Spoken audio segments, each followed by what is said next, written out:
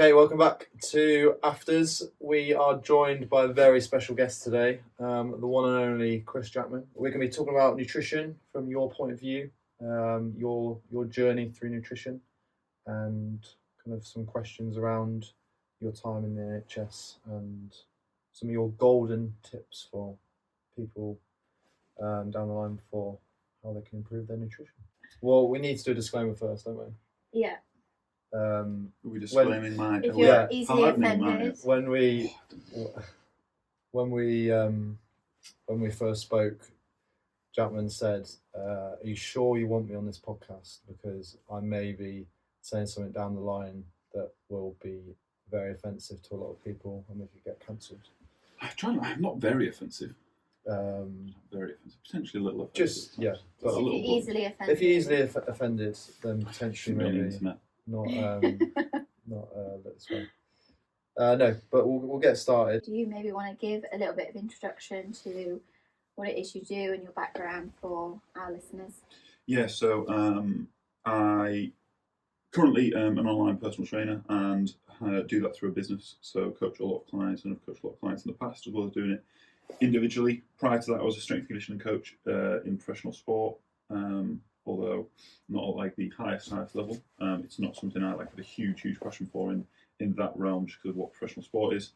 And prior to that as well, or doing it alongside, I worked like an NHS affiliate program with people with like obesity, diabetes, pre-diabetes and so on. So a little bit of a plethora of kind of sport-specific knowledge as well as anything that's more diseases and things as well, more things that like clinical issues, and then moving into like physique development or lifestyle optimization, whatever you would like to call it in that realm. So I'd like to think I have a fairly good breadth of knowledge as well as quite a few qualifications along the way, but I suppose we'll see.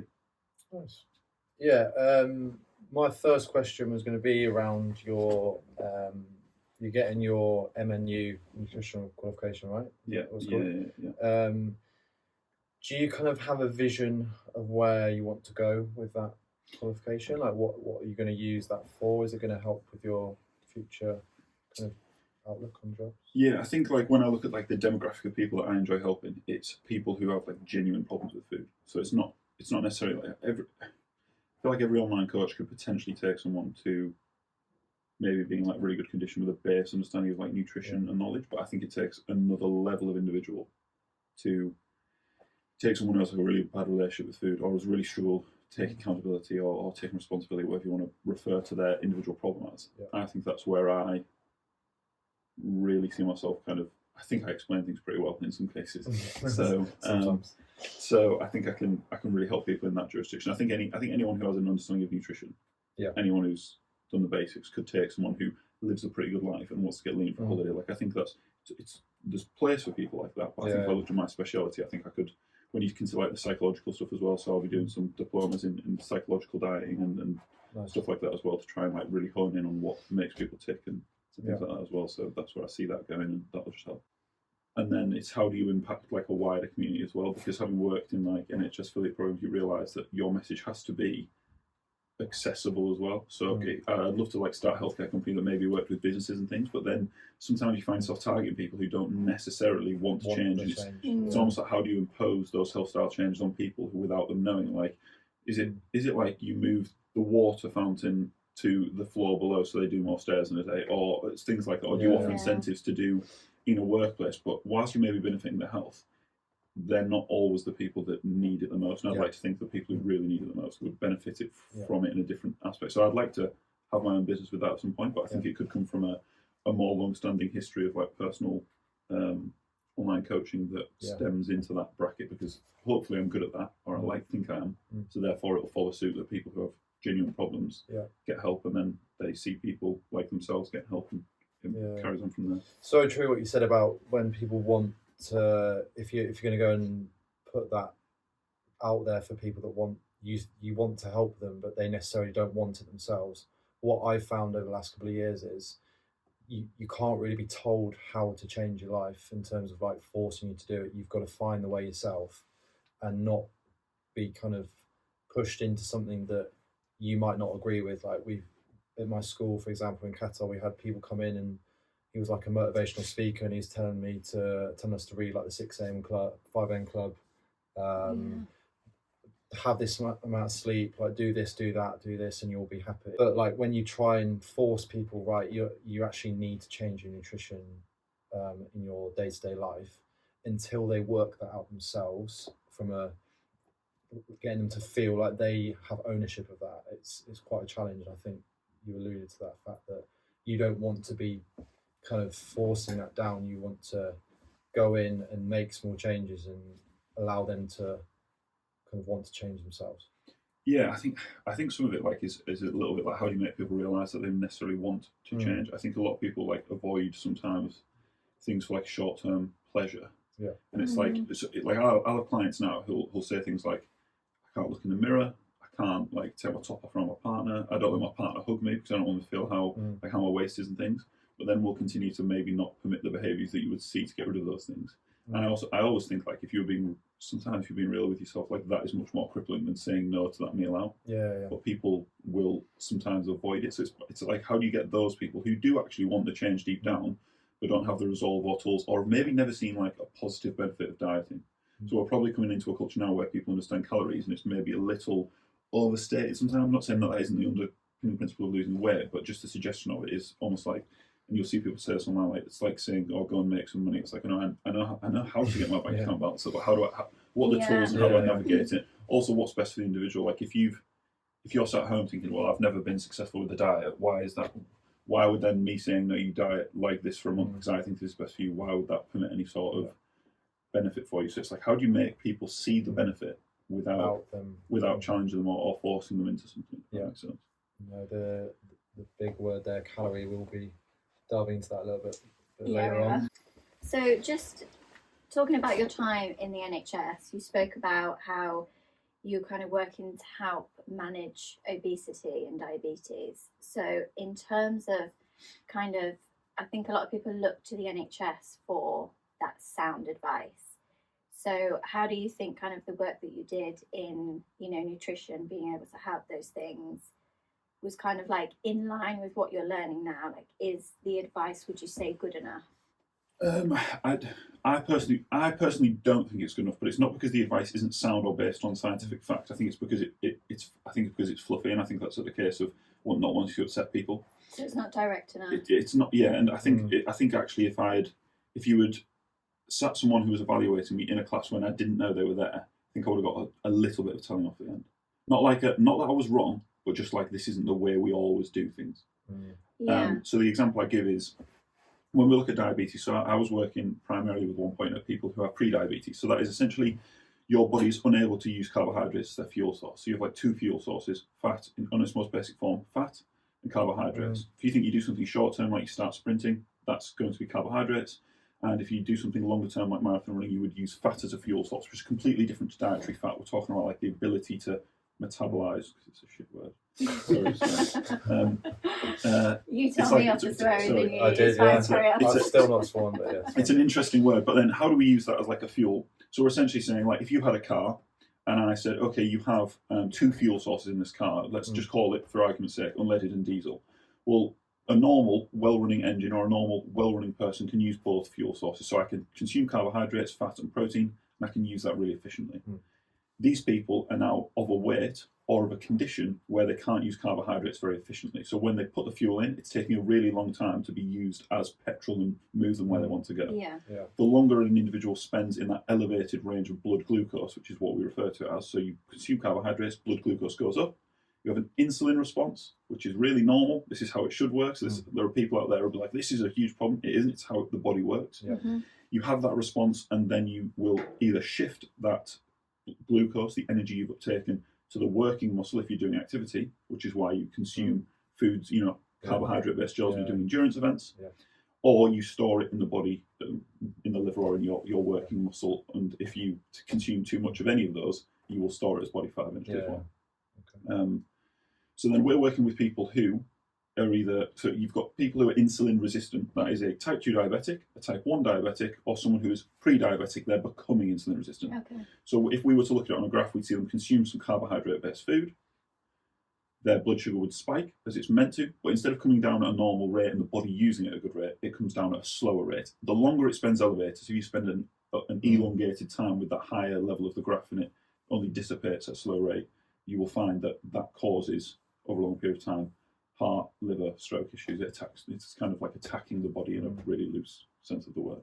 So then the advice is at the NHS is generalised. It is, can we move more? Can we do X, Y, and Z? Okay. And that's great. That's good advice. We do want people to move more. We want them to use the energy better. If you're consuming it, and I said if it goes to the working muscle, perfect. So if you're walking, you're going to be using it. The body's going to go, it's already here. I'm going to use it straight away. Yeah. It's already in your blood system. It doesn't have to go through a bigger process to then be stored and then use. It can be used straight away.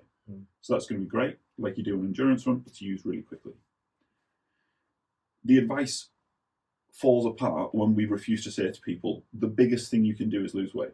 Because when you look at the studies and you look at actual well-researched, comprehensive studies, and you critically analyse those studies, because you can't just cite a study without being critical of it, the biggest changes are that when we see a significant weight loss in those people, and I think that it might be 17%, I might be quoting a random figure there, but there's a percentage weight loss in the studies where it says if we saw significant improvement, so statistically significant improvement in the symptoms of type 2 diabetes or pre-diabetes in a sense, when people reduce their body weight by X number, irrespective of the diet. So that means you could consume a diet that is high in carbohydrates as a percentage, but not be enough energy for you to sustain your current weight, therefore losing weight, and you would see an improvement. So I could feed you purely carbohydrates, in theory, could feed you purely carbohydrates, but make sure that you're in a deficit of calories. And if you bring your body weight down, it may not have been the safest way to get there, right? Because your blood sugar would have been elevated whilst you're still got but weight loss, at the end of the result, you would still have the same. Does that make sense? So yes, so the weight loss helps those situations regardless of how you got there. Yeah, weight loss and becoming better at your activity. So being a better runner, as an example, you doesn't have to be running, but better cardiovascular fitness. They're the two factors in that order when you look at the data, because they've looked at high carbohydrate, high fat. Now, of course, if you want to limit the damage that you do to that engine in that period of time, you may reduce the carbohydrates over that period when you lose the weight. But if you just remove them for 6 months and you haven't lost any weight and your body is still this inefficient engine, you find that you would just consume carbohydrates and get the same result. And that's where it's like, we need to be really clear on that bit when the NHS is delivering it, rather than being quite fluffy and be like, guys, we need to move more and reduce your carbohydrates and try and use more. The advice is sound, it's just not strict enough. I didn't think so. So when I was delivering it, I would be like, guys, the underpinning principle is like, we need to reduce our weight. How do we do that? We do that by reducing the calories. Then you're giving practical tips. Switch to foods that fill you more, try and move more, try and walk more, all of the sound advice that you would give to anyone trying to lose weight. And along the way, can we stay as safe as possible by, if you're going to consume carbohydrates, can there be more complex ones that are going to take longer to digest, therefore not spike your blood sugar as much? And then can we probably reduce them overall so that we're not in that elevated range? So it's like good advice, and it's based on really good, sound, scientific principles, and that will work for hundreds of people. But some people will go away having not been like hit with a stick in the face, and they'll just go like, "Oh, I haven't eaten carbohydrates for 6 months." Like, but you've still been over consuming, and therefore, when you put that fuel back into the engine, it's still going to be an inefficient one. If that makes sense. No, that does. With obviously, you've just said like the advice that you would probably change for the NHS. Was there anything from your time working with the NHS that you found that you didn't know before, like like particular learning? Your biggest takeaway that you found with it, or were you pretty much a guru by that point? There wasn't anything I learned. That's not to say like I'm a guru in that field. For the level of individual that you're delivering to, I was more than clued up. However, I think the biggest takeaway for me was like, you don't realise how many people are out of your circle. So when you go on my Instagram, it's full of people going to the gym, it's full of people playing my sport, it's full of people doing what I'm doing, got interests of my interests. You don't realise that if you go and sit in a room, you go and sit in a coffee shop now, 95% of those people would never make it onto your Instagram, which sounds a bit silly, but those people have no idea about health and fitness. They have no idea about blood glucose. And there's some, like, to pull the stats off the top of my head is a bit much, but it's something like 80% of the UK doesn't exercise. It's like in the higher, it's somewhere from like, it could even be as high as 90, it's somewhere from 70 to 90, and I hate just pulling figures off the top of my head, but the point is, there's a really large portion of people who don't exercise, that's all. Like, me and you, we've been on this self-growth journey for quite a while, and like we'll read a book, and we get really excited about it, and we'll have a debate for ages about it, but then we speak to someone from home, and then they're just looking at us like full on blankly, like it's just not the right audience. And I think that's kind of the same thing, isn't it? Like you're kind of in your world, and then you go, I don't know, to speak to people that aren't on that path, and it's a bit like And I think that's where maybe like if you are, like we spoke about like the NHS delivery or the NHS like affiliation program deliveries, it's like how do we make it really accessible? So if I didn't explain blood glucose in a competent manner, using let's say that engine analogy, if I can't explain that in really simple terms, it's not going to get down to the end user. Yeah. And we were saying before, weren't we, like if an educator, so if you have a really good teacher or a really good lecturer in university, their job is to make really complicated scientific principles sound like really simple problems. And if you've got someone who's confusing you as they're talking, or you're going, oh, he sounds really intelligent, he should sound really simple, but be explaining like a complex point. So if you listen to Jordan Peterson, he will say some really interesting things, but then when he delivers a point, it's really understandable, like when he tries to summarise it, because he's trying to relate it to a really clear topic. But then if you read his book, it's like... Your mind's blown. Some big words being used. I remember doing it in university, like even in school, like I've always been quite good with words, but like maybe too good. And it'd be like, I remember getting work back and be like, you've written loads of stuff here, but you've missed the point. 'Cause you've used so many fancy words, and I've always had a big vocabulary. It's like, sometimes you just need to get to the point. So for a lot, especially in university, a lot of it for me was like, how would I write this if I didn't, the word count, like, limited the word count needs to be really simple, and that's how we should kind of deliver the content of those sorts of people. Yeah. It's fine being smart, but if no one can understand you, you're just an idiot in a room. So. So, kind of following on from that, I know you've mentioned that you've got issues with cholesterol and it being genetic. I have friends who are in their early 30s who also suffer with cholesterol issues. So, how can you use nutrition to help manage this and also maintain or fix the issue? Yeah, I think the question for me is like, I know it's like got some complexities to it, because I think it's really simple in the sense that like most people, and this is by the way how any diet should be structured, is usually the answer. Because like when you get clients come and say, I've had my bloods done, what's the answer? The answer is often the same at like a dietary level as if I had never seen your bloods. Whereas if it goes above that, it's a doctor's and medication level, if that makes sense. So my hereditary one, my diet could be amazing, but because I have a hereditary cholesterol issue that I can't shake no matter how good my diet is, I have to take tablets to get that under, and there's nothing wrong with those tablets either. So take atorvastatin, 20 milligrams a day. Haven't taken it today, actually. It's a good reminder. So is that like a lifetime thing? Yeah. And then you just maintain a healthy diet alongside that? Yeah, so my diet can be as good as it possibly could be. And when I say good as possibly can be, what we would do is reduce saturated fat, which is just what people call bad fats, to keep it really simple. So bad fats from things that are usually delicious, and then increase what you call good fats. So salmon, avocado, nuts, and so on. But if you came to me with dietary advice, that would be one of my tips anyway. I'd be like, well, let's try and keep cholesterol down. I'd be like, let's try and consume some good fats. Let's try and make sure that we have enough omega-3s in our system as well. So from a practitioner's point of view, it's like, okay, I just need to give that. You would have had that advice if I'd never read your blood. But if you've got an elevated issue, if you've got a hereditary issue, then it would need to be medicated. But that being said, you are going to be impacted as well by your body weight as well. Like you could have a really clean diet. If you are overweight, you're still going to probably return bad lipids, which is the measure of them. So like an everyday person listening to this and going, oh my God, I can't have all the delicious stuff. How do you still enjoy nice things?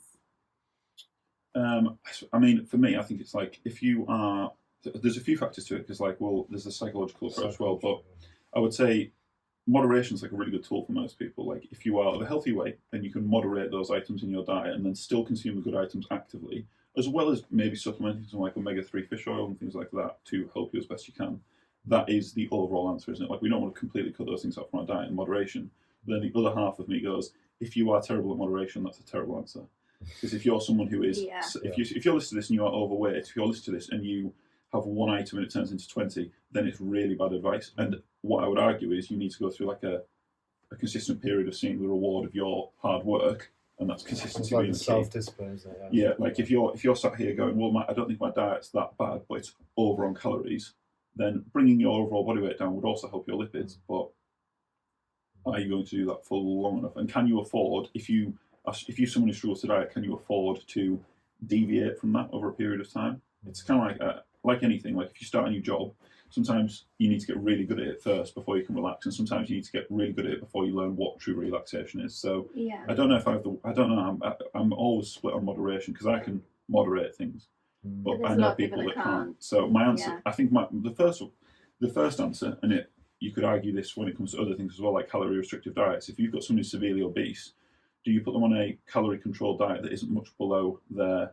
current maintenance level? So if their maintenance level, they're significantly overweight, put them on 3,000 calories. They've got 3,000 calories to play with, but they're losing weight. Sounds good.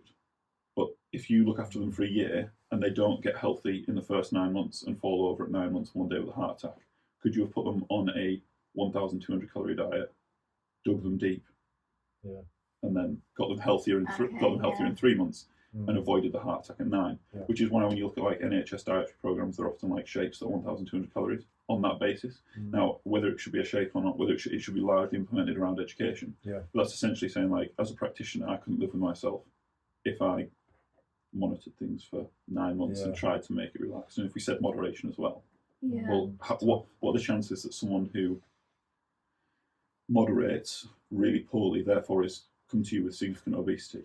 They clearly don't have that much control over that. Should we give them 3,000 calories to play with? And what are the chances that the split of that saturated diet, even if they do diet pretty well, what are the chances that their dietary cholesterol is being well managed in the ratios? Probably quite slim. And then they also have got less room for manoeuvre, so it's probably moving its calories a little bit. But if they mess up by eating a few extra items and their maintenance is 3,500 and they have like a couple of miles per hour, so they're now at maintenance, they've lost no weight, and they have to deal with that on the scale tomorrow. If they're on 1,200 calories and they mess up a little bit, they still lost weight. If they're on 1,200 calories and they binge to 5,000 calories, they have to deal with that psychologically. So it's kind of like, it should be individual. And sometimes I think people just need to, like, I don't know, was there moderation when you guys were doing like your dissertations? Did you moderate your time very well the few days before your dissertation hands in? Did you have a balanced lifestyle? I was actually right. That's the only time I got my piece of work in on time. Would you say that 2 weeks before, but every other one, uncommon. I had a situation similar to yours that didn't save all my last edits and references, so I was up. And then so almost everyone who goes to university at some point with some piece of work doesn't balance their time really well just before the hand in. But nobody turns around and goes, oh well, you should have more balance. It's like, no, I'll have balance once I've handed it in, once I've got the result, right? I will go out on a night out, I will go and do whatever I need to do once I've handed it in. But if someone came to you like the night before and you've got 2,000 words to do, and like, you've got to go to bed and you've got to work in the morning or whatever it is, someone goes, you should have more balance. You'd be like, have you lost your mind? I don't need balance. I need caffeine. Get it done, And I need all of the tools. I need to go 100% for the next 3 or 4 hours to get my work done. Then I can have balance. It's like, I think it's a really weird word like that. That's maybe a bit misunderstood. And I think you see, I'm almost in a rant now, but I'll stop in a second. It's all right. I think when you see like people talk about moderation, especially coming up to Christmas as well, like if you really struggle getting back on track after Christmas, which hundreds and hundreds, thousands of people do over Christmas, should you be told to take 2 weeks off over Christmas? No. You'd be lucky if you can, like, those people, especially if you're severely overweight and you're on a diet, and we have like psychobiology, the relationship between our stomach and our heads and the way we think about that food. If when you have, and I always use this example, if you have one biscuit and it turns into 20, is the advice to have one? I said this to you like when we talked before. You wouldn't say to an alcoholic, oh, it's Christmas Day, just have one.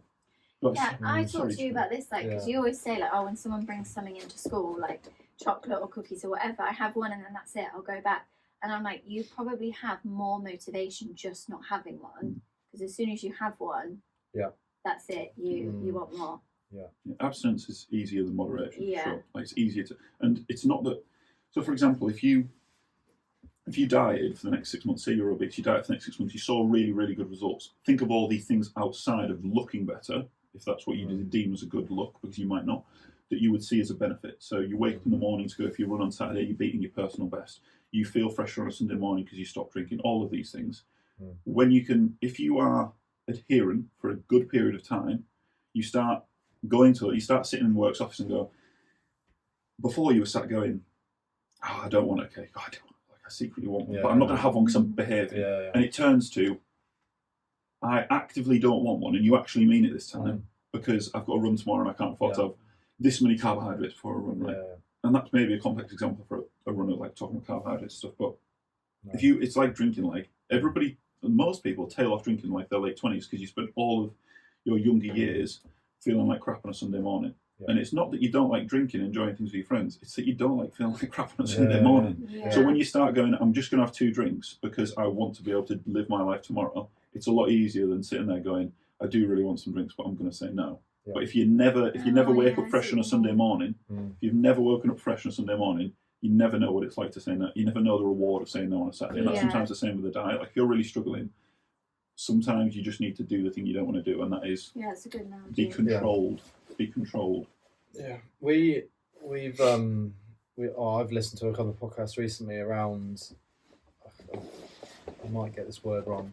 The orification of food. So like how there are people behind the scenes with these not very highly calorific, but very enjoyable cuisines of food that are making you addicted to those foods, like the way they taste, the way they smell, the texture in your mouth, and they are there to get you to eat more and more and more because it's not very satiating on your palate. So how do you kind of get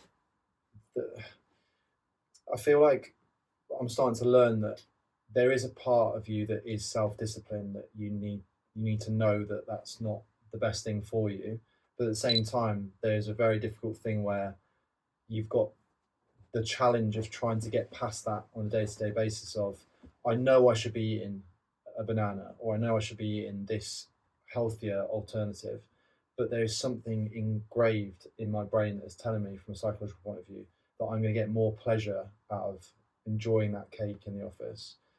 My question is, from a psychological point of view, how do you train yourself to kind of get over this fact of it's bad for you and not giving into it? Whereas for us, for example, like we found the change through our lifestyle. It's not just nutrition. Mm-hmm. It's everything under one umbrella. It's not just, I'm going to stop eating carbs, so I'm going to be... Is this in relation to someone who's trying to lose weight, or just in relation to someone who's trying to stay healthy? I think it could apply to both, I think. Like you've got someone who wants to genuinely get healthier, but there's also the people that want to lose weight, but there's still that battle that you have with your own mind that it's bad for you, but I'm still going to enjoy it. Yeah, it's quite a long question. No. I'll break it down to a few things. First of all, like the word healthy is like a weird word because it's dictated by blood and not by individual meals or items. So you don't. Although people sit down, I understand what they're saying. I understand them being obtuse when I bring it up as a point. It's like you don't sit down and have a healthy meal because that doesn't. Unless you did your bloods beforehand, looked at your cholesterol, looked at the how your liver's functioning, looked at your all of your free whatever it might be. Unless that meal significantly improved those markers, it's not a healthy meal. It's just a meal within your diet, and is your overall diet healthy? So I think like not prescribing it for one day or one item is probably a good bet. Yeah. That said, you can have the one item. It's not that you can't have the one item. Yeah. You need to be aware that it's a choice. You need to be aware that has consequences and like results, not necessarily consequences. It doesn't have to be a bad thing. It's going to have a result, and that you made that choice. Being able to like own up to that responsibility psychologically is like pretty important. But then also being aware that like, if you think about everyone you've ever seen lose weight, they made loads of mistakes prior to that with their diet, if you want to call them mistakes. So everything's like undoable. So it's never one moment. So I always say to people like don't be emotional. And like when I was a kid, super emotional in sport, super emotional with food. So now I'm just trying my best. It's not always like I'm not perfect. It's being realistic. I never get too high. I'm never looking at myself like that was an amazing decision. I had a salad. People telling me that they had a salad, but it didn't make you healthier. You just showed control once. Yeah. That's not a reward. That's not a reward, right? Yeah. You turn down a lasagna. Like that's not you don't need a pat on the back for that. That's making a normal human decision. Yeah. And then if you make a bad decision, that's fine. Go look at the results. Think about what you want longer term, not short term. And as long as you're aware that that's your responsibility and you can elongate it over a long period of time, like if you could set out on 9 months of a diet, you could diet for the first week and undo it on the 8th day, but over the 9 months, if you were adherent overall, you're going to see a good result. So it's like trying to get too emotional, trying to put too much of a time in it, and you can have that item, and it's always undoable. So you could eat like I call it eating like a twat. Sorry, but like you could eat like a twat for the next 6 months, but you can undo it in the time after that. So it's not pinned to one individual moment or one period of time, but what it is pinned to is like your expectation. So if you have a time frame where you want to achieve something, you need to be clear about what you need to do in that period and what that's going to entail, and what you may need to say no to in that period of time. And when we talk about responsibility, it's like it's not that you can want to make that decision, and that's fine. If you want to eat that, that's fine, but you have to genuinely want it, because your brain will tell you otherwise. Like your brain, you'll diss how you look in the morning, but then you'll sit in front of a pizza with your friends in the evening and go, I love how I look, and then eat it, and it's like, oh, actually, when you get up in the morning, do you still believe that, or did your brain just convince you at the time? So you need to be really aware of like the things that it will do. And I'm not saying you have to hate yourself to avoid pizza, but that awareness. And you see people check in, and this is something that I think a lot of PTs will miss out on. When we talk about like the emotional response and how we then frame that to the people we talk to. So if I see people check in and they use words like, and I've had this like in the past few weeks, oh, I went out for a few, and then a few more just slipped in, and then, oh, everyone was doing it, or and you start to identify those. You see where I'm going with it, but it's these they're excusing behaviours. And when you start looking in sports psychology, you'll find examples of cheats throughout time who make decisions such as this. So go watch the Lance Armstrong interview, and when he's talking about his doping, he uses every single one of his dehumanization. Oh, well, it wasn't really me. I wasn't sentient. I wasn't present. And it's like these words are. And you can even say at the end, I'm fully responsible for what I did. And so, why are you using that terminology then? I don't mind that it's not eating 100 cookies one evening and ruin your diet for the week doesn't change who you are as a person. But if who you are as a person is how your responsibility for it is really different, that's going to be really important. Because if you're saying, I don't know what happened, it just wasn't me. I've had that one, like, I don't know who. It's like it's a different person. No, it's like you need to watch you need to watch your language, because you're talking like you weren't in control, and you need to realize, like, and there's a big difference. Like, everybody has people have these eating disorders. It's not always their fault, right? They get brought up in a certain way. They get brought up in a certain climate. They have negative emotions to food. That's how they deal with depression. Their boss shouts at them that day, and they delve into a box of sweets to deal with it. It's not necessarily your fault. There's a really big difference between like fault and responsibility. It's your responsibility. And they talk about like I'm almost on a full run now, but they talk about this in like the pillars of change and the pillars of society you can put yourself in. So if I said to you, okay, and this is a bit of a wayward example, but it's a good one. If I said to you, my friend, she gets hit by a partner, right? And then I said, is it her fault? You'd go, no, it's not her fault. And I'd be like, but she should move out, right? It's her responsibility to move out. You'd be like, well, yeah, at some point she's going to have to try and do something. She's going to have to speak to someone. She's going to have to reach out for help. She's going to have to leave him, whatever it might be. And we would all agree that that's the right thing. We know how difficult that would be. If I then said to you, well, actually, she was a really well-behaved kid. She started a new job, and she started really well, but then she started going on nights out every Saturday. And you go, okay, well, that's not the end of the world. She was turning up for work late, and she was getting bad reviews, so she lost that job, and she's now started working this new, much lower paying job. So she was much unhappy. She was a lot more unhappy. So now she's going out every single weekend, Fridays, Saturdays, and then that's where she met this guy. You'd say, well, it wasn't her fault, because you should be able to turn up late for your job and get a new one. You should be able to go out every Friday, Saturday night and not end up in that scenario. And it's not that it was her fault, but she was more likely to find herself in a scenario with that character of person, because more domestic violence happens when you drink. If you're out drinking every Friday, Saturday, expect yourself to find someone who more likely to find someone at the gym, and they're not exclusive of one another. Like I know that the point has its separate things to it, but the decisions, the responsible decisions you made along the way, put yourself in a scenario to make certain decisions. So it's like, when we bring it back to diet, it's not your fault that you really struggle to say no to certain food, but it's your responsibility to tell your mum to not bring that food around anymore. So true. Very good point. The amount of times you are put in those situations, and if you're completely honest with yourself, you could have taken yourself out of that situation.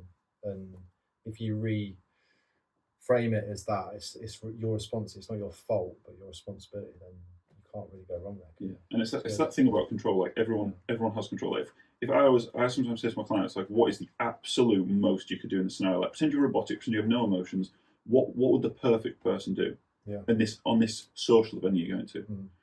Oh, well, a robot would take their own food. They'd let people know ahead of time that they were going to have their own food. They would stick to diet drinks, and they would do X, Y, and Z. Okay, well, I'm not asking you to be that robot, but you're aware that that's what you could do. If you were desperate for the result, if I had a gun to your head saying you have no choice, there isn't a scenario in the world where you couldn't maintain some control. We could get rushed into hospital this afternoon, and I could still make a good food decision. Yeah. So. Yeah. Very true. It's a good point. It's a good way to think about it, isn't it? Yeah, definitely. This can be a very favourite topic. Very interesting discussion. topic. Yeah. So calories. I've got 3 questions here. I'm going to say all 3. Three-part question. Question. So calories and counting calories always creates very interesting debates. Question number 1 will be, what's your opinion on calorie counting? Question 2 is, do you think it's sustainable to expect the everyday person to track everything?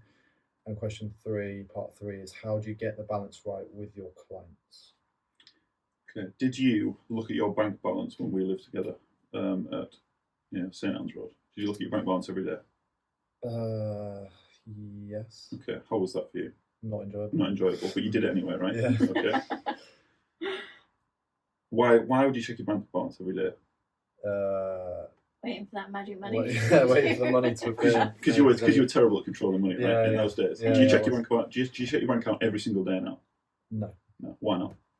Because I feel like I'm a little more controlled. Yeah. So like, it's a tool that you use in the short term, but you have to get really good at it so you can relax in the long term. Like millionaires aren't checking their bank account every day, and people who are in shape aren't checking every single calorie because they've adopted all of the behaviours that you didn't have when we lived together before, right? Yeah. So someone who has really poor control of their money should be putting in extra effort, working more jobs, right? Staying up later, checking their bank balance every day, and doing everything they can until they understand the principles of, I actually can't afford to buy that stuff that keeps putting me in debt that makes me check my bank balance every day. I think when it comes to calories and you're like, I don't like looking at calories, is it that you don't like looking at the result of your decisions? Now look, there are externals where it's like, that makes you completely neurotic. And those are going to be individual examples, which is maybe needs to go beyond your local PT. But if the real answer is you don't like looking at it because you don't want to see the sum of your decisions, that's a you problem, not a calories problem. And I'd much rather the information be out there for everyone who wants to control calories and has the responsibility than someone who wants to avoid it. And I know it's going to be a controversial topic, and there'll be someone that deals to this will be like, but I really struggle counting calories. That's, you may be the individual who struggles counting calories, but is it because you don't want it? Like, I don't look at my bank, but it's like not stepping on the scale the day after you eat like a twat, right? Yeah, there it is again. If you don't step on the scale, it's because you are not pleased with the decisions you made last night or yesterday, and you don't want to look at the result of it. Now, that's all right if you can get back on track and in a few days check the scale and you feel better about yourself. But just be aware that you are avoiding it because you're not happy with the decisions you make. Like, that's all you have to do, that control, that awareness that we speak about. It's like... Oh, sorry, you're saying. No, I was just going to say, on the flip side to that, what would you say in response to somebody who is, let's say, skinny fat, or, on the outside they look like they're in great shape, but really health-wise they're not. And they've never really worried about calories because they've never put on weight. Yeah. How would you then use calories, or would you bother using calories if that person goes, look, I'm not bothered about how I look, I just want to be healthy, I want to look at my nutrition and be a bit more balanced in what I'm eating? I wouldn't necessarily always use calories if you had like a rare scenario like that. I think like if you start tracking your bank balance, you can go to sleep at night knowing that you are not broke, right? So it gives you peace of mind that you don't have to stress over. Now, if you're an individual who really doesn't want to count calories, you feel become neurotic, that's okay, because all of your decisions that you will make otherwise will actually leave you getting the result you want. And if I measured it in calories, you'd be making all the right decisions without actually ever measuring anything. Yeah. So I had a client a couple of weeks ago go, I'm not here to lose weight. I want to make better decisions with food. I want to be exercising more. I want to feel better about myself. I want to have better control over my food. I want to have better control over my drinking. Surprise, surprise, if you do all of those things, the scale will move in the right direction anyway, right? Yeah. You don't exercise more and make better food decisions and the scale stays the same. If the scale's staying the same and you haven't, looked at a single calorie, that's because you are still making decisions. You might be healthier, don't get me wrong, like you can be healthier, but then you've only ticked one of the boxes, because you can go for a run, you can see an increase in health markers, you can see increase in cardiovascular fitness, you can see heart hypertrophy and things like that. So you could be a fitter individual, but you would be consuming better calories. It's if you want to achieve all of those things, eventually the scale will play ball. So I think it's like, okay, you don't have to count calories, but just be aware you are using the method of control just in a different manner, because you're being more conscious of your decisions and not letting a number guide them, I think. Yeah. I think that's a good answer. Yeah, do you think as well with the calorie counting, like there's a little bit of a mixed message about what it's actually doing? Like you've just said there, if you are willing to put the effort in to count your calories and track it, you are going to be putting yourself in an overall better position because you're taking the time and effort to not only see what you're putting in your body, but the other health markers will go along with that. Because but then, do you not think sometimes people get too mixed up in the calories rather than the actual purpose of what they're trying to achieve? Yeah, so I think like it should be an underpinning message and a tool for the future. It should be a tool that you adopt behaviours from that is used in the future and use sparingly if you want to use it. Yeah. Where I actually see people, this is like the opposite of maybe what you suggest to some people, but sometimes people become obsessed with it because they're trying to mess around too much. If you're playing Tetris every day, it becomes really obsessive. And if you're going, oh, well, I want to fit 4 Milky Ways into my lunch. Well, like, it's just more difficult. Do you know how many times you have to type in MyFitnessPal or whatever app you're using if you're messing around with your food every day? Humans shouldn't need to do that. How often, realistically, most humans are going to vary from having like 10 to 15. 10 is a lot of meals for me to have on rotation. If I have 10 meals, if I just said, don't worry about a thing, you'd go to the shop, and most people would go, even if you weren't planning it ahead of time, so it doesn't have to be in the moment, you might just eat on occasion, you're going to go, oh, we'll have pizza on Thursday and lasagna and shepherd's pies. Like, you have all these meals on a cycle anyway. Yeah. So it's like, I don't know, it's just one of those things where it's like there isn't that much selection and choice anyway. If you're messing around with your food to try and make it really fancy, and I call it food Tetris, where you're just messing around all the time, that becomes really annoying and obsessive. There's tools within those apps that allow you to just copy days. Like, most of my days look really similar, and I can just swipe across and add those meals in because I know that I generally have porridge or another meal. And if you just take some time setting those up, if you have porridge or granola or cereal on the morning, put those 3 in, have them, and then if you're just adding some toppings to them, that's no time at all. And you know the rough calories anyway, so you don't have to track every day. I don't have to track my diet to hit 3,000 calories today if I eat what I always eat. Right? So I have a rough understanding of where I'm at. And if I want to edit that, it doesn't take much time becoming neurotic with it. And if I have a day that isn't like that, that's fine, because I know what to eat tomorrow because I understand it. Like, I have an understanding. So I don't have to track to get back to where I was because I can just get up tomorrow and get on with it. I think that's where a lot of people fall off because they think like it's like pressing that. I can't swear. Pressing that mess up button, right? Yeah, you can swear. Right, like, I call it pressing the fuck it button, where like you just decide that like because one day wrote you off, you just press the fuck it button that writes off the weekend. The one day wasn't the issue. The weekend, your attitude to it was, and the weekend was. Like, I could eat. Like, we're out tonight. I will eat freely, choose whatever I want, and then when I get home, I'll just eat like a normal person. Within 3 days, it'll be like I never went away. The issue is when people have like a knee-jerk reaction. They go, I ate like a twat on Friday, then write off the following days, or delay it a little and go, I ate like a twat on Friday, I'm going to run a marathon on Saturday, and I'm going to not eat any calories on Saturday, or I'm only going to have breakfast on Saturday, or I'll have the one meal, because you're starving on Sunday, because you ran a marathon you didn't eat yesterday. Just get, like, people do it all the time, get back to your normal diet. I think it's an issue in, like, when you talk about calorie count, it's become really, everybody's now, unless you're like a Gary Brecker advocate or a moron, you understand, like, the principle behind losing weight is calories. And then it's like, okay, I could save some calories for the weekend. And I understand the principle and it will work for some. But what that is, if you lose 5 kilos Monday to Friday, then put 4 on Saturday and finish Sunday 1 kilo down, you did lose some weight, but you dieted extremely Monday to Friday and you ate like a twat on Saturday. That's not. That, I don't think that that's as good an answer as just eat normally all week. And then, maybe put yourself in a good position by consuming some food. But like, if we're going out for a meal tonight and I can have 300 grams of yogurt with a scoop of protein in it, what are the chances I eat like a twat at the meal? It's just gone down. It's not impossible, but it's just gone down. And okay, maybe I blow through an extra 300 calories, right? But at least I ate like a normal human. That's something I can do for the rest of my life, rather than all I'm doing by extremely dieting Monday to Friday is allowing myself to get really hungry, going out on a Saturday, advocating to myself that it's all right to eat like a twat, which won't work, by the way. If you get to the extreme end of dieting, you want to have some abs and a six-pack for your holiday, that's not going to... You're going to overconsume. You're not going to be able to get yourself in enough of a deficit Monday to Friday to eat the way you're eating on the Saturday to allow yourself to continue to lose weight. So it's not got longevity, in my opinion. Just prime example for me, like when I didn't have any nutritional knowledge around what to do. That holiday I went to Italy, I think, when we lived at St. Anne's, I put all that work in. I've changed my diet. I've restricted lots of different things. I had an all right body shape. I've gone on holiday. I've had one pizza and my body's just gone completely changed. So for me now, what I'm doing, what we've gone on this more gut friendly diet, nutritional lifestyle change that we have, my body seems to be reacting better to that. And because it's a lifestyle change, it's not, I'm doing this because I want to look this way. I'm doing it because I feel better. I'm very lucky. One of the side effects to that is my body's changed and I've lost a lot of fat. So I think you're exactly right. It's got to be a lifestyle change, and consistency is key, isn't it? Yeah, it's an interesting one, because I'm not necessarily against like someone dieting for all day. Like, that's a fairly normal thing to do, right? You want to buy a house, you save some money for 6 months, and you buy a house, and then you don't continue spending like that because you'd be broke in no time. You don't buy numerous houses, you save up money. You go back to saving for a little bit when you get back to get your money back up to a normal amount, and then you start going out for meals and stuff again, like you weren't before you bought the house, right? So there is like going to be that process of like a small term improvement.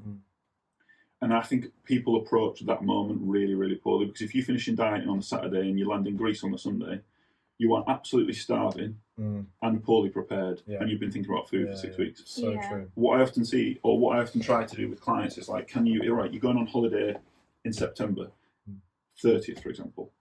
Can we start dieting a little earlier, get to where you want to be by September 1st, right? Earlier the better, really. And then instead of, you're not moving great at that point. Like, your NEAT, your non-exercise activity is quite low. You're not scratching your face. Steps seem really heavy, and you're quite fatigued because you're not supplying yourself with enough food to recover. So you're like a really slow turning over engine. And if you just then go on holiday and put loads of fuel in because you're really hungry, the engine's not just going to go straight to this higher point. What you're going to find is it takes a couple of weeks for that fatigue to drop out, and your steps get a little quicker, and your NEAT's going to come back up, and you can't really measure that. So what I often see is people will diet, go on holiday the next day, and eat 3,000 calories for the next 2 weeks, and then they were at step one when they got back, because you've literally been such a surplus, because you're barely moving, you're tired, and you're starving. Instead, if you can finish your diet on September 1st in that example, and add 200 calories in, the fatigue starts falling out, you're not absolutely starving because you're eating a little bit more every day.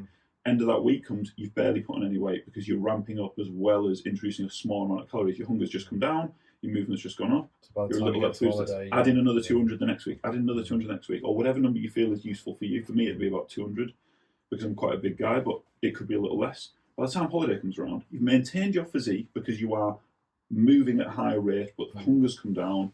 You've barely put on any weight. And then when you go on holiday, you don't have the inkling. You might overindulge a little bit, but not to the point where you're like throwing up on holiday. Right? So, like, people massively overindulge in those moments because I think they approach it with like that.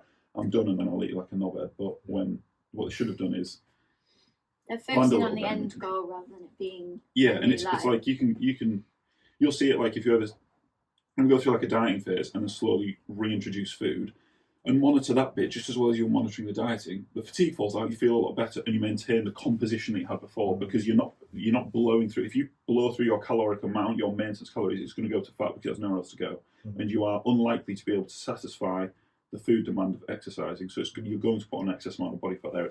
They have a very good ability at expanding very quickly, and you can add fat cells in very quickly. They'll only ever shrink. You can't diminish the amount of fat cells you have, but you can multiply them. So if you go into a really high calorie surplus, you are going to find that you put on weight that you don't want very quickly. But you could be eating, so I went from eating 1,800 to eating 3,000 calories by adding a couple hundred calories in every week, and found myself, I'm still the same weight now. I'm at 93 kilos at 6'7", and then I'm still 93 kilos, but I'm on 3,000 calories compared to like 1,800, 1,600 before, because I did it slowly and my activity went up, and I was like, I can go for a run and not feel like crap. Baseline. Yeah, so it's just like almost squeezing those extremities. Okay, so a bit of a different question here. So, in my opinion, this is my question, not Joe's, I feel like we live in a world where the kind of word nutrition is always associated with weight loss and looking a certain way, and I think maybe that's why a lot of everyday people aren't necessarily interested in looking at their nutrition, because they don't want to, for example, live a restrictive life, or they just don't really feel like they care what they look like. And also, I think because there's a lot of contradictory information on nutrition online, which you know as soon as you go on social media, and I think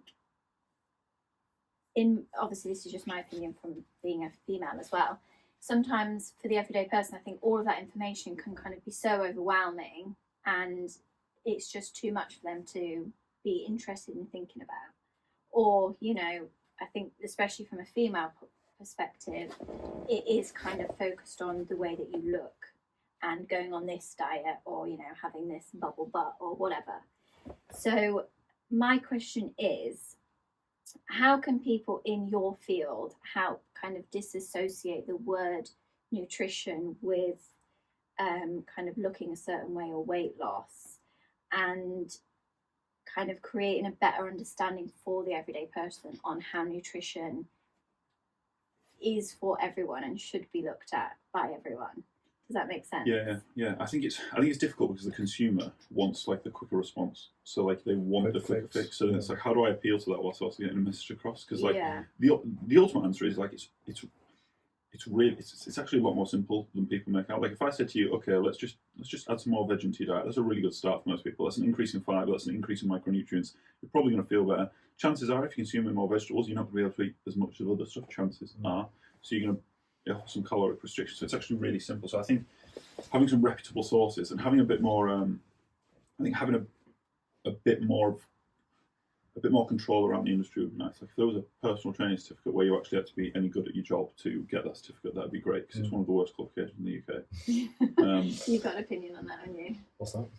PTs and not everyone obviously, but their lack of kind of care for what it is that they're doing and just wanting to be in gyms and make a bit of money. Yeah, and it's easy. It's easy for me to say, and there'll be someone who's better than me out there looking, going, what does he know? But for the most part, it's an easy qualification to get, and it doesn't actually line you up with anything. So I think having more of a stringent accreditation system around that would really help. But also just exemplifying the simplicity of it, as in you'll see, and it's everywhere within exercise, like activation of muscles, like they weren't working before, like you wouldn't be able to stand up out of your seat and things. So it's identifying how simple it is, and how I think it's almost like shrouded in complications for people. And I think people look at it from the outside and go, oh, it's, you know, I've heard so many things over the years, not in a poor way, but I think that'll die out a little bit as people age a little bit more, because people are so wrapped up in a different way of thinking and have heard so many different things over the years that as that population has less of a say due to numbers, you will find that the population is a little bit more, it'll be a bit of a two-pronged approach, because you'll have more people figuring out more niches and suggesting that you should put hydrogen in your water like it isn't already 2 parts hydrogen, right? So you'll have, like, it's not completely nonsense, but it's mostly nonsense if you're watching a Gary Brecker video. So there are still going to be people who are going to do that.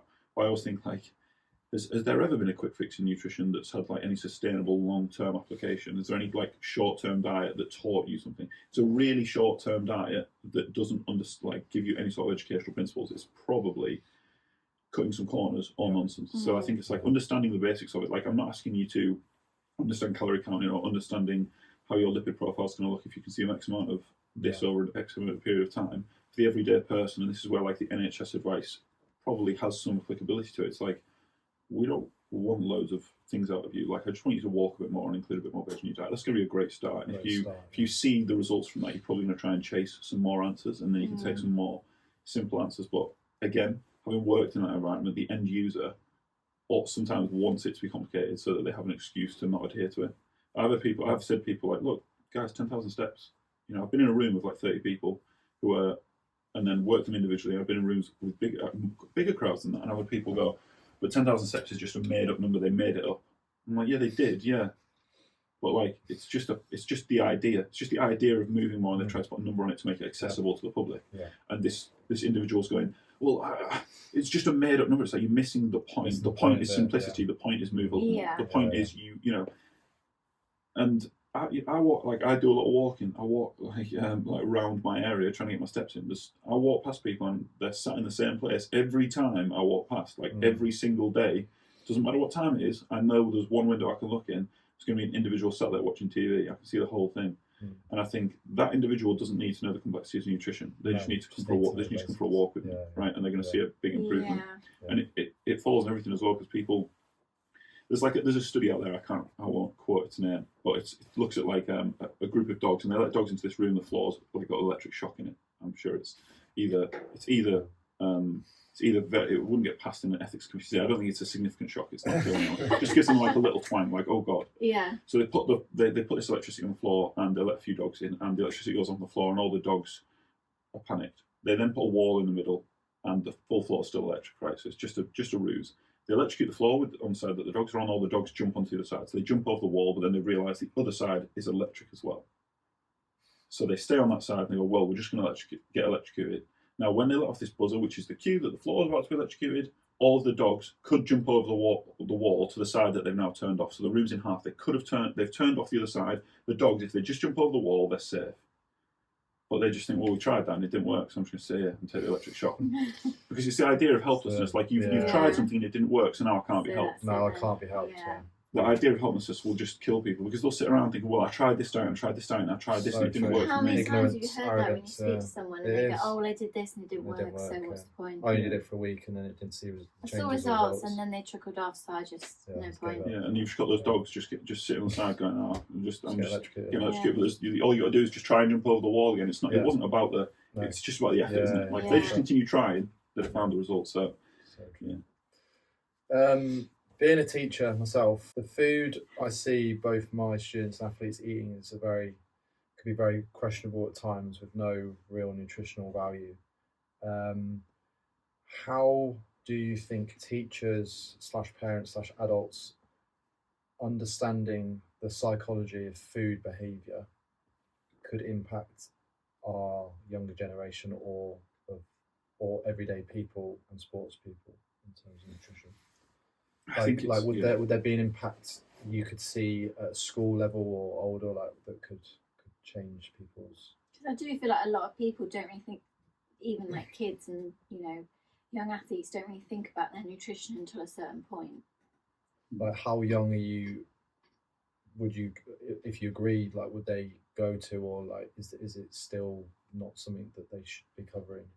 It should still be when you turn to an adult. No, I think it's back to that kind of bank account scenario where it's like, if you don't want to obsess over it, you'll just avoid it, and that's probably not the best idea when it comes to bank accounts, and maybe it isn't with food. And I do think they should be taught the principle of food, because I would have loved to have known when I was younger. I was a fat kid. I would have loved to have known that, oh, it's not because I'm doing X, Y, and Z. It's not because I'm different. It's because I just choose to consume other things.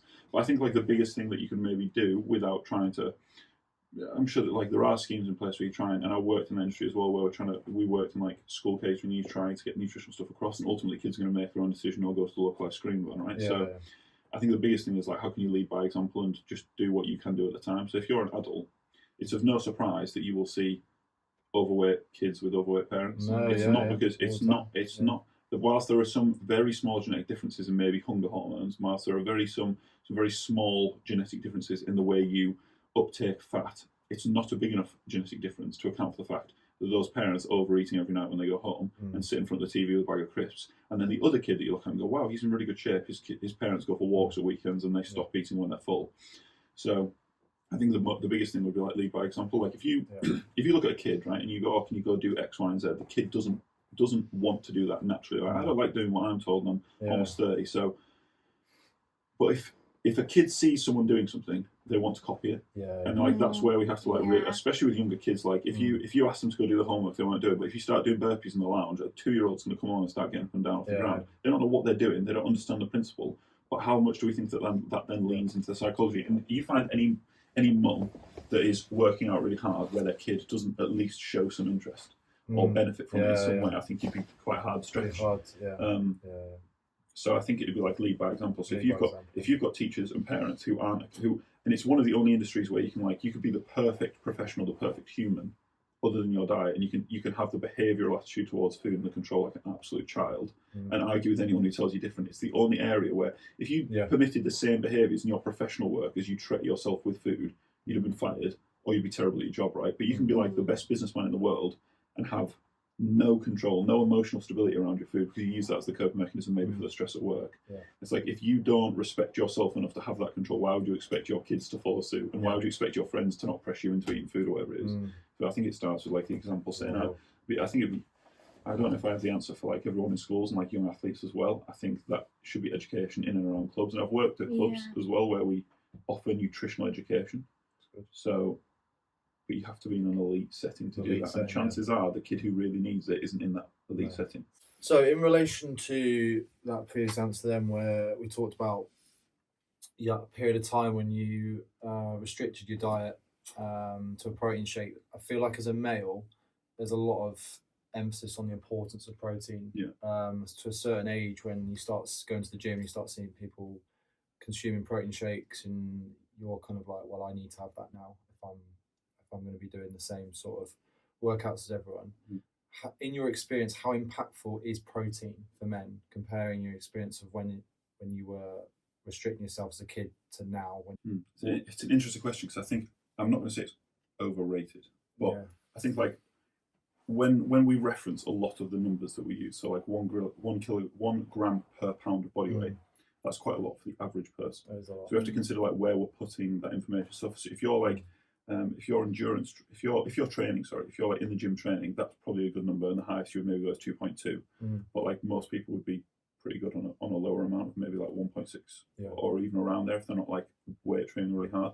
That said, it's not to say that there aren't other benefits other than muscle repair and weight gaining. Like there are studies that show it impacts sleep quality. There are, when it comes to other benefits to it, other benefits as well. So it's not that I don't think it's important. It's certainly the most underconsumed macro, of the 3 macros that you'll find. So especially when you consider other cultures as well. So if you think like the traditional Indian diet is largely carbohydrates and largely fried carbohydrates, and the only protein they're really getting is from what you would chickpeas and things that are quite high in carbohydrates and lower in protein, but they're the main protein source. It is important, but should the average person be looking to consume 2 grams per pound? Like, that's quite a lot. And would they benefit? Most people would benefit from just an increase in focusing on a meal would be great, because then they're probably going to be like, the average woman hits 80 to 120, they're flying. So I think that's a pretty good benchmark. I think you should try and pick a number and just run with it for a little bit to see where you would get those in from, and then you'll naturally find it falling into your diet, and also prioritizing it as like a dieting association tool as well. So when we say to people like, oh, I'm going for a meal out, my advice is often like, I wouldn't worry about the calories, they're going to cover in butter and oil anyway. Go with a few rules in place so that you can know, regardless of what the scale says, that you adhered to a principle that you were happy with. So if you go to a meal and say, oh, I'm going to pick the protein first, and then I'm going to pick the vegetables, and then the carbohydrates will be the third focus. So you're picking a meal that's predominantly high in protein, and then that is going to set you up really well for that meal, because by the time you've eaten the protein, if you can eat that first as well, and the vegetables, not only would that have a positive impact on your blood glucose, if that's something you're worried about, going back to our first question, because the way it digests means that you don't have a bigger glucose spike, but you would find that you are going to be fuller, therefore less likely to go and consume the things that come after it that probably contribute significantly. So if you blow up your calories by a couple of hundred because you had a protein-dense meal, that's a lot better than going and having like mac and cheese where the only protein is coming from the cheese, and then you're going to want to, you maybe feel a bit lethargic, so you're less likely to go for your evening walk or meet or whatever you might do in the evening, because those meals tend to just make you feel, there's those behavioural side of things that's probably quite important as well. I think that's probably where like I think a little more. Whenever I think about these things, it's great principles, but everyone can tell you to like consume some more protein. What are the behaviours? Because that's always the answer. It's like, well, you did X, Y, and Z. That's why you're here. So let's think about the behaviours. Lovely. Well, last question.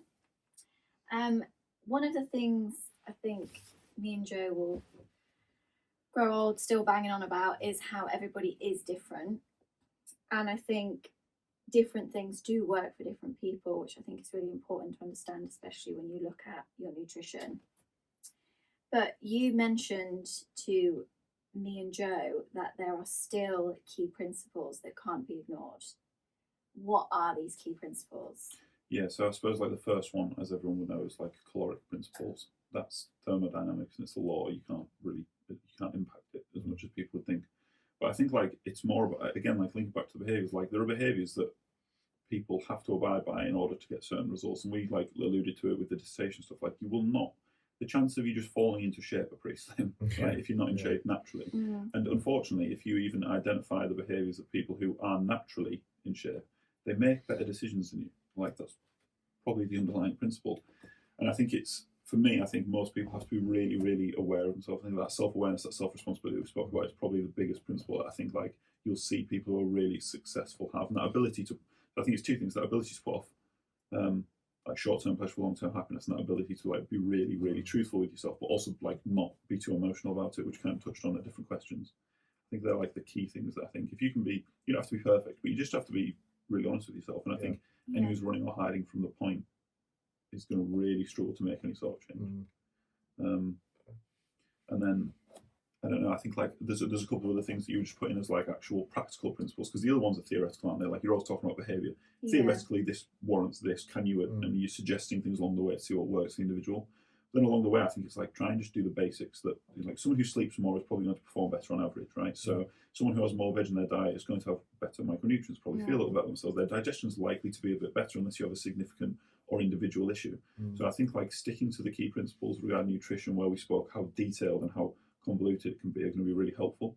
It's always that case of like with an individual, it's like what do I have control over? Like if you break your leg on the way down the stairs now, like I still have control of what I eat at the hospital, but if I want to, I will go, oh, my friend got rushed to hospital and I didn't have any food planned, and I just ended up eating McDonald's because it was right by the hospital. It's still a choice, right? So it's like kind of linking into that. So I think like the key principles, back to answering the question, is like calorically, looking after yourself in the most basic sense of getting good sleep, and people tend to be better when they don't drink alcohol to an extreme amount. And emotional, the biggest thing is like the emotional response to food, and like everything we've spoken about is like behaviour, our emotional response to food. And people will live their lives not handling their emotions, and it's like, I'll eat this, feel a little bit for 5 minutes, the problem hasn't gone.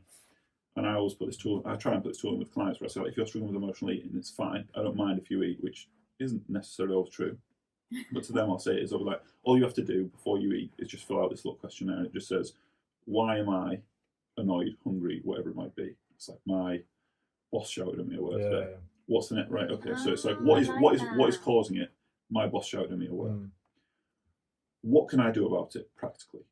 Well, I can either have a word with my boss, I can tell my partner about it and do nothing about it, or I can find a new job. So there, you're now planning out the actual things you can do.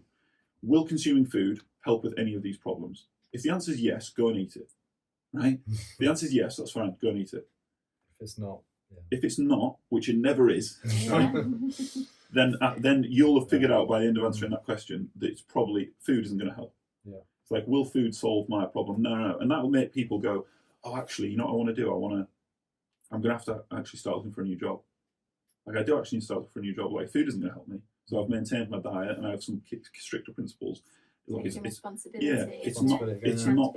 Look, I'm not saying people aren't going to completely like, well, eat what I want anyway. There's always like the obtuse one, but you can, if you highlight those things and go, will food help this scenario? I'll feel good for 5 minutes and I'll feel worse later on, and I'll still have the problem because I haven't identified any other things to change it. So I'm like, you can eat it if you can solve your problem with food, you can eat it. The only problems that are really solved by food are genuine hunger, where you should be eating for performance, or if you are in an LEDC country and haven't eaten for a very long time. So it's usually puts people in that place of responsibility. So. That's good. Thank you. That's really good. Brilliant. Yeah. If anyone at home has any questions for anything you've seen in the podcast or listened to, or you're interested in Jackman's coaching, can show his Instagram. What's your? Just my name. What's your name? Chris Jackman. Chris Jackman. There's not a lot of Chris Jackmans. No. There's only one. Just the one. If you've got any questions, please don't hesitate to contact us or Chris directly. It's been an absolute pleasure. Thank you for taking the time. Yeah, thank you for your time. Hopefully you've not been too offended by anything you said. I think that's pretty tame. I thought that was pretty tame. Yeah, good. I'm a little worried about. I come across angry, but like I'm not. I actually do have some wider understanding. No, it does. No, it's great. Thank you for being on. Very much. See you soon. See you soon.